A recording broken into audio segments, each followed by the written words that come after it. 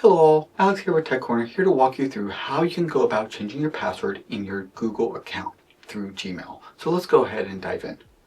So I'm going to go ahead and open up Safari, and you can do this in any browser. And we're going to go and then you're going to want to make sure you're logged into your Google account if you aren't already. And then you're going to click on here, and then you're going to see an option that says Manage Your Google Account. Go ahead and click on that. From here, you can then go to Security on the left-hand side.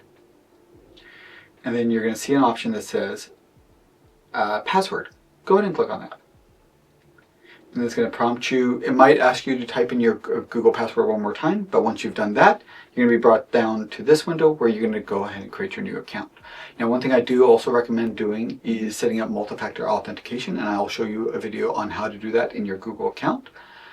And then also, I would also recommend probably changing your password at least once a year on your Google account and making it something that is not the same as all your other accounts.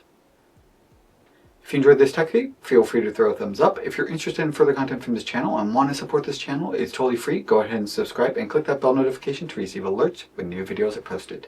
Thank you so much for watching.